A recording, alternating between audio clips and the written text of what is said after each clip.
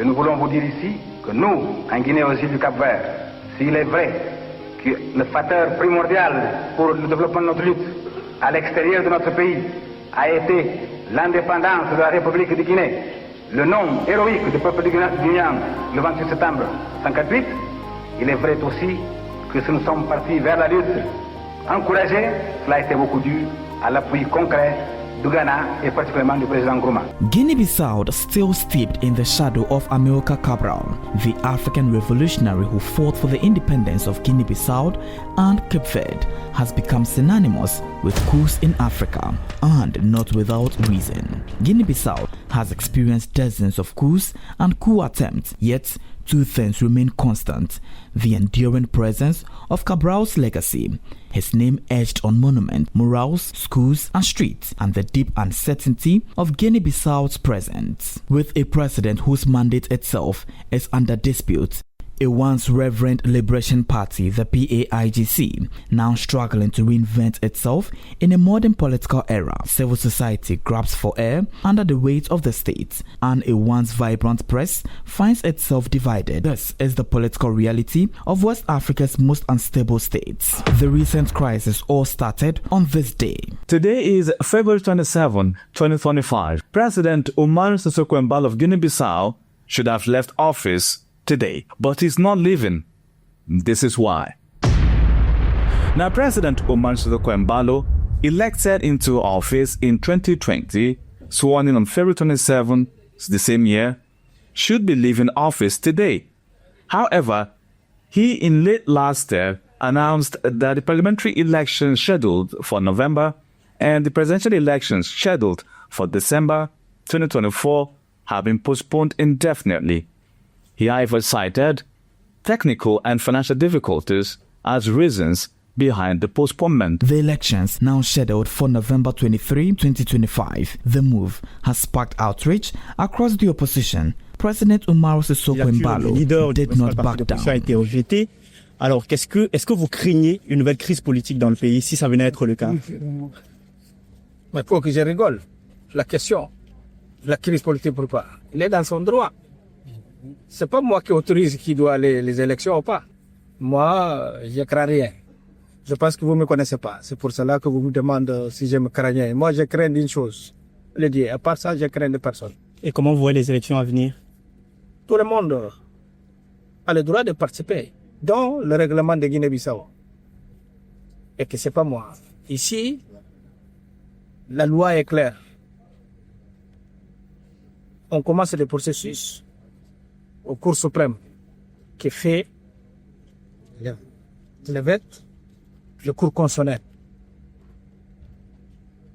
Je pense qu'au Sénégal, il est connu par la référence. Si les magistrats ont décidé, Macky Sall, quand ils ont dit que les élections sera ça, c'est pas les magistrats qui ont décidé ça. Est-ce qu'il a pu changer ça? Non. Hein? Non. Voilà. C'est la même chose. Moi aussi, mon pouvoir, c'est nommer les ministres, dissoudre le Parlement, marquer les dates. Mais chez nous, en Guinée-Bissau, tout ce que les magistrats, les juges ont décidé, même contre moi, c'était le cas. Quand j'avais gagné les élections, j'ai passé 9 mois en bataille juridique. Vous voyez? Mais moi, je ne me rentre pas de prononciation des magistrats. Parce qu'ici, c'est totalement indépendant. Les présidents et les vice-présidents des cours suprêmes, ils sont élus de leur manière, à travers un collège des magistrats. Donc, ni moi, ni l'opposition, mais une chose que je peux vous assurer, s'il y a les élections qui vont dérouler d'une manière pacifique, sans trouble, sur cette élection-là, c'est comme j'avais fait en 2023, j'avais aussi cette propagande. Mais en tant que je suis président, on n'aura pas de pagaille dans ces pays. Ah non, ça, c'est des choses qu'on a laissées en arrière. Jamais. Et moi, je suis un démocrate. Et aujourd'hui, Guinée-Bissau, c'est terminé de désordre. The main opposition, PAIGC, the movement founded by Amilcar Cabral, which led Guinea-Bissau to independence, now finds itself battling the very states it helped to create. Sur le volet politique, le PAIGC a déposé sa candidature à la présidentielle avec notamment Domingos Simões Pereira, qui est le candidat du parti de la coalition PAI Terra Arranca. La Cour suprême a rejeté le dossier de candidature du PAIGC. La Cour suprême estime qu'elle n'aurait pas eu assez de temps pour examiner le dossier. Le PAIGC souligne qu'il y avait largement le temps d'examiner le dossier. Alors la question qui se pose, c'est pourquoi est-ce que le dossier n'a peut-être pas été déposé un peu plus tôt? Non, c'est pas une question de la déposition, c'est pas une question de délai. Si la Cour suprême recommande la déposition de candidatures jusqu'au 25 septembre, et la coalition PAI Terra Arranca a posé l'acte le 19. Je pense qu'on est clair dans ce sens. Il y a une question disons, n'accepte pas la candidature de la régestion, la candidature du PAI Terra Arranca. Une fois que, avec les 54 mandats qu'on a eu lors des élections de 2023 et avec la mobilisation qu'on est en train de faire pour les électeurs, ils ont dit il faut créer des barrières. Si un parti ou une coalition participe dans les élections, ça fait même pas 2 ans, c'était 3 ans, c'était juin 2023 qu'on a participé aux élections législatives et on a gagné avec 54 mandats. Et c'était les mêmes partis politiques, c'était les mêmes drapeaux qu'on a mis dans la convention qu'on a fait pour notre participation dans les élections. La réponse de la Cour suprême, c'était qu'ils ont reçu ça le 19 et que s'ils analysent ça pendant 70 heures, il n'y aura pas de temps pour que le dossier soit, accepté ou rejeté. Et pour cela qu'ils n'ont même pas fait appréciation. Alors qu'il y a des partis politiques, il y a d'autres coalitions, il y a une plateforme qui soutient le président Nayib Bello. Ils ont même déjà annoncé ça, qu'ils n'ont pas observé les mêmes critères.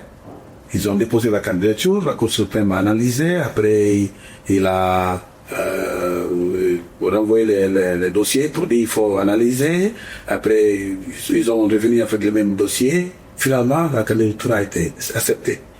Et ils ont déposé la candidature un jour avant la coalition PAI Terra Arranca.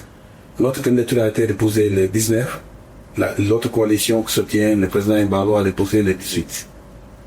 Comment est-ce que vous pouvez comprendre ces 2 fois et 2 mesures? But not everyone agrees. Journalist Alain Mbalo believes that the PAIGC is in part a victim of its own past, weighed down by nostalgia and struggling with internal wranglings. Dans ce contexte, on a un parti, le PAIGC, qui est parti historique, qui a créé une plateforme, mais cette plateforme n'a pas une personnalité juridique, c'est-à-dire qu'elle n'a pas un récépissé qui puisse lui permettre de se présenter en tant que plateforme et compétir. Alors, de l'autre côté, il y a 3 plateformes, parce qu'il y a eu la plateforme PAI Terra Arranca, qui est avec le PAIGC, dont je parlais tout à l'heure. Il y a API, qui est l'Alliance populaire et inclusive, Cabas Grande, ça signifie la grande calebasse, qui regroupe également d'autres partis, c'est-à-dire des factions dissidentes du MADEM, et de PRS, en plus de APU et même d'autres petites formations, et qui eux aussi ont les mêmes problèmes, n'ont pas été reconnus officiellement de manière juridique pour avoir une personnalité et aller aux élections. Il y a la 3e plateforme qui est la plateforme Nokumpu Guinée, donc réhabilitons le pays, qui regroupe une frange du MADEM, proche du président de la République, et le PTG, qui est le Parti des travaillistes guinéens, plus maintenant une autre frange du PRS, le Parti de la Rénovation sociale, et 19 autres petites formations qui ne sont pas représentées au Parlement.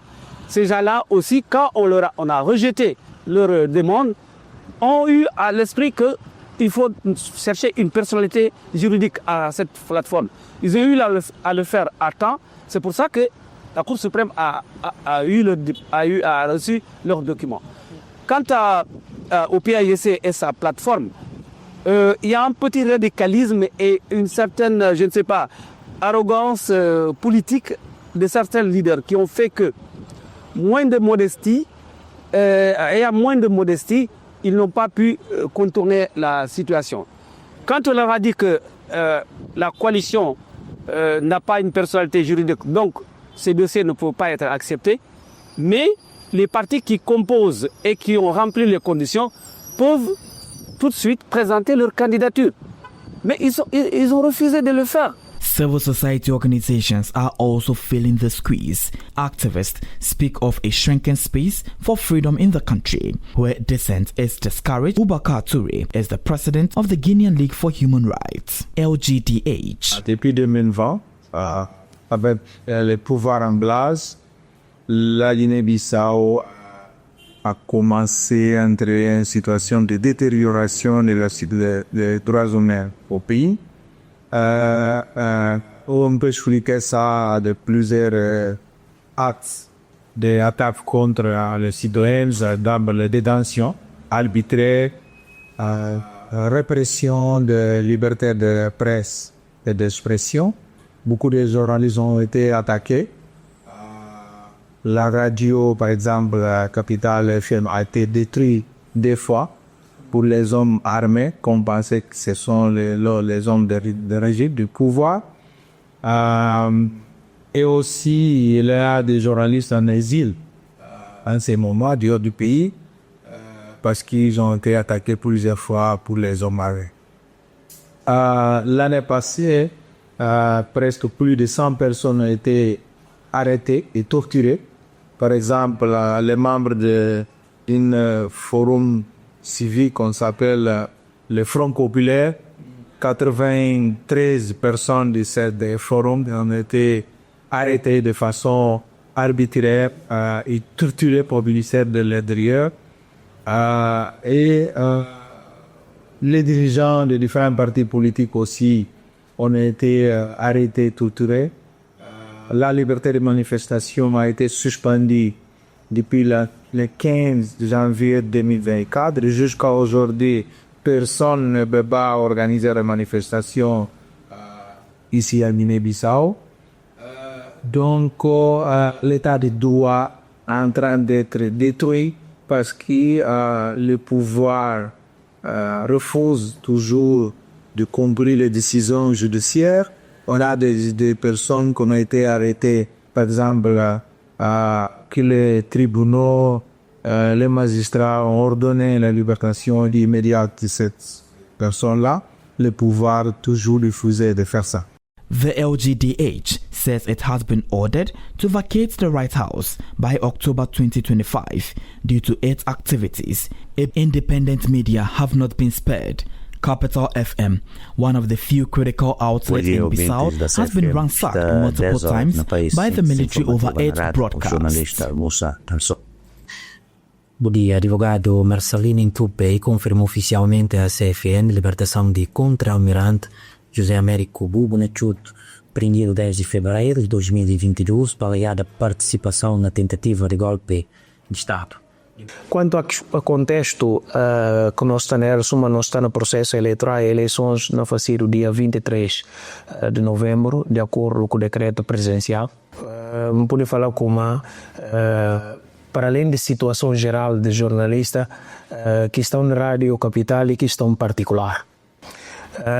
Entre coisas que está sustentada é de como que me fala de rádio atacado 2 vezes durante 5 anos. Então, questão de insegurança e primeiro aspecto. Segundo aspecto, e vulnerabilidade própria de profissional em relação a autoridades, porque quem que deve proteger e aquilo que está a vir contra. With key institutions like the National Assembly dissolved, power remains tightly held in the hands of a few political actors. C'est pas un principe de subordination de pouvoir. comme il a essayé à plusieurs reprises de dire que bon, c'est le président de la République qui est une institution, c'est lui qui est le grand chef. C'est pas comme ça. Dans notre système de compétences, ils sont prêts. Il y a le président de la République qui joue un rôle d'arbitre. Il y a le gouvernement qui dirige la politique en termes d'exécution des actions. Il y a les tribunaux pour la justice, il y a l'Assemblée nationale populaire qui joue un rôle pour la création des lois.